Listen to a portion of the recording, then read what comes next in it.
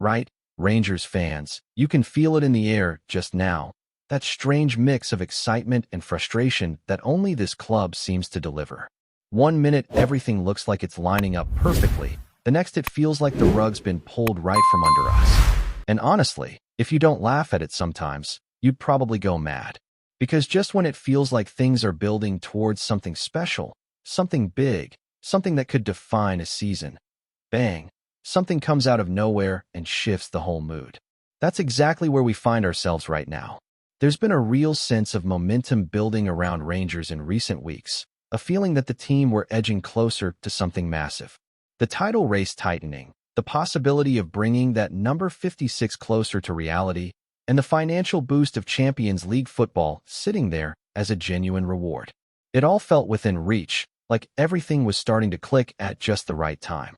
But as always, football doesn't wait for a perfect script, and this week has thrown up a few serious concerns that could have a big impact on how things play out.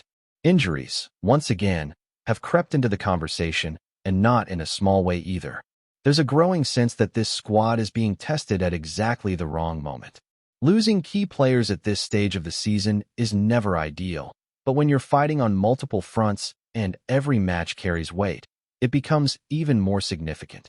One absence can be managed, maybe even two, but when it starts to pile up, that's when the real questions get asked about depth, resilience, and how the manager adapts. Take the situation at the back, for example. There's no denying how important certain players have become since arriving at the club. Some signings take time to settle, but others step in and immediately make their presence felt, raising the level of the team around them.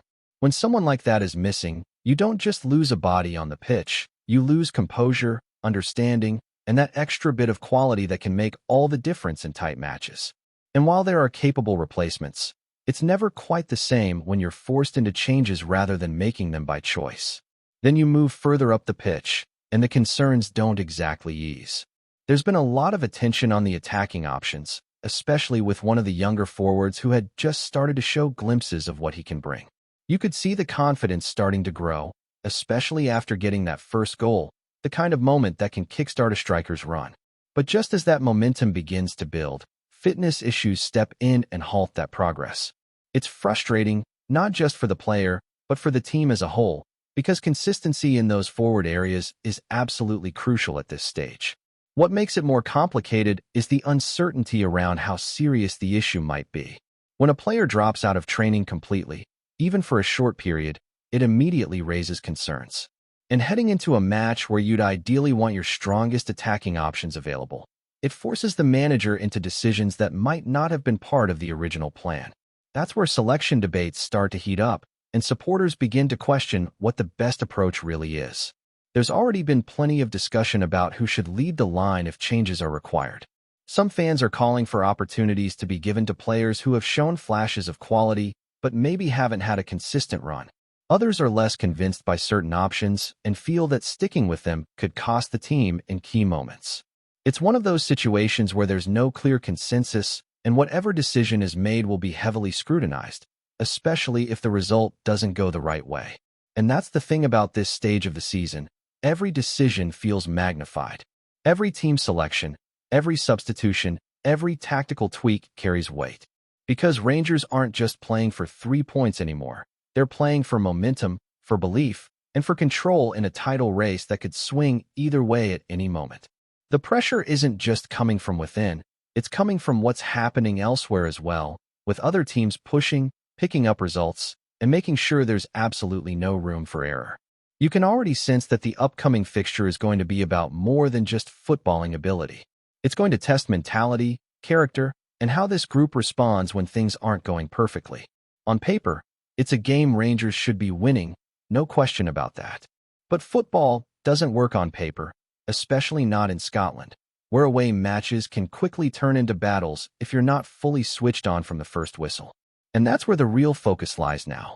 Not just on who's available or who's missing, but on how the team reacts to everything that's been thrown at them this week. Because if there's one thing that's defined Rangers over the years, it's the ability to respond when the pressure is at its highest, when expectations are at their peak, and when the margin for error is almost non-existent. And as if the concerns on the pitch weren't enough, there's another layer to all of this that's quietly building in the background, and it could have massive consequences for Rangers moving forward. Because beyond the immediate results, beyond the weekly battles in the league, there's the bigger picture hanging over everything right now, and that's European qualification. Not just any European football, but the kind that changes everything for a club financially, structurally, and in terms of ambition. For a while, it looked like Rangers were in a really strong position when it came to securing a direct route into the Champions League. The pathway seemed clear enough: win the league and reap the rewards, both on and off the park. The financial boost alone would be enormous, giving the club the kind of backing needed to strengthen, to build, and to properly compete at a higher level. It's the kind of opportunity that doesn't just impact one season. It can shape the direction of the club for years to come. But football rarely makes things that straightforward. While the focus has understandably been on domestic performances, events elsewhere in Europe have started to shift the landscape in a way that not everyone saw coming. Results in competitions that might not usually grab your full attention suddenly become incredibly relevant. Matches happening hundreds of miles away now carry implications that could directly affect Rangers' future, and that's where the situation starts to feel a bit uneasy. There's a growing awareness that other clubs are edging closer in terms of coefficient rankings, and that gap, which once felt comfortable, is no longer quite as secure. It's not about panic just yet, but it's certainly something that can't be ignored. Every win, every progression in those European tournaments adds pressure, especially when those teams are still actively competing and stacking up points. What makes it even more tense is the number of matches still to be played. When a team has multiple opportunities left to add to their tally, the scenario quickly shifts from being unlikely to very possible. And that's the part that keeps creeping into the conversation now. The idea that Rangers' position isn't entirely in their own hands when it comes to that automatic place. There are variables, external factors, and outcomes that need to go their way, and that's never a comfortable place to be. At the same time, there's still a level of control that comes from handling business domestically. Because no matter what's happening elsewhere, the foundation of everything remains the league campaign. Winning matches, staying consistent, and keeping the pressure on rivals is still the most direct route to achieving those bigger goals. But it does add an extra layer of tension, knowing that even if you do your part, other results could still influence the final outcome. And then there's the broader conversation about what Champions League football actually means for this squad. There's no denying that the competition has evolved. The format has changed, and with that comes a slightly different dynamic. It's not just about facing the absolute elite every single week. There are opportunities now, games where teams can be competitive, where points can be picked up, and where confidence can grow on that stage. Of course, there will always be those fixtures that test you to the absolute limit, the kind where you're up against clubs with resources and squads on a completely different scale. But even in those moments, the experience gained, the exposure, and the chance to measure yourself against the best is invaluable. And for a club like Rangers, being part of that environment is where they belong, it's where they want to be, and it's what the supporters expect. Off the pitch, there's also been a noticeable shift in the way the club is being spoken about, particularly when it comes to those behind the scenes. There's a sense that the people involved are starting to fully understand what Rangers represents, not just as a football team, but as an institution with a deep history and a demanding support. That connection, that understanding, is something fans have always wanted, people who don't just run the club, but genuinely get it. You can feel that there's a belief building that the long-term direction is starting to align with what supporters have been calling for. A club that's not just competing, but aiming to dominate again, to set standards, and to bring that sense of expectation back to where it belongs. It's not something that happens overnight, but the signs are there that things are moving in that direction, and that in itself brings a bit of optimism despite the current challenges. All of that, though, circles back to what happens on the pitch, especially in the next match. Because this is where everything gets put to the test again. It's one thing talking about ambition, planning, and future goals, but it all comes down to performances when the whistle blows. And heading into this fixture, there's a real sense that it's going to require more than just quality. It's going to demand focus, discipline, and a mentality that doesn't get shaken by setbacks.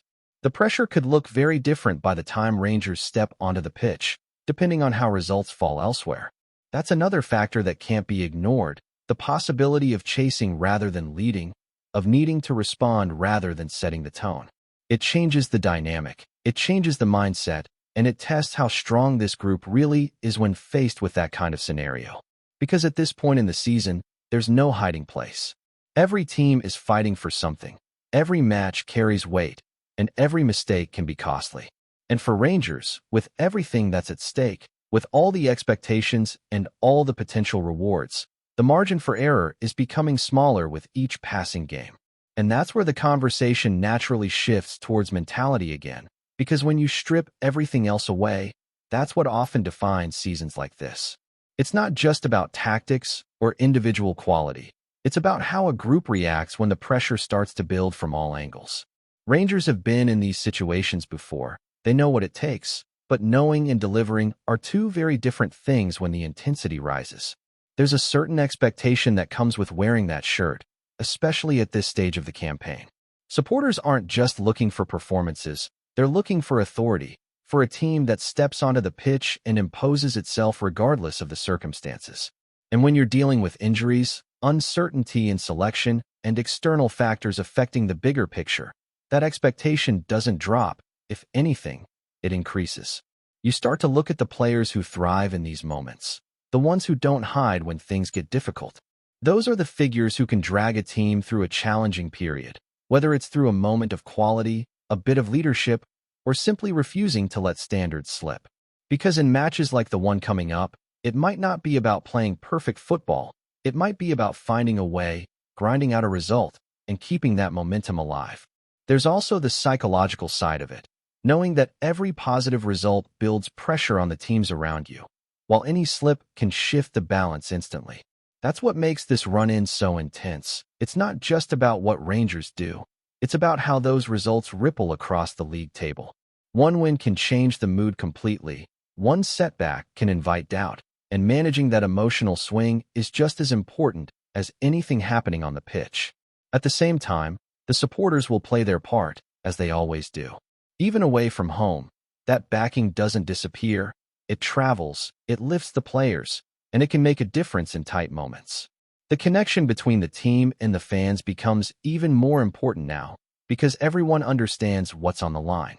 There's a shared sense of urgency, a shared belief that this is a defining period. Before we continue, make sure to subscribe to our channel and turn on notifications to get all the exclusive news about Rangers FC. Don't overlook any details about your beloved team. It's crucial for Rangers FC fans.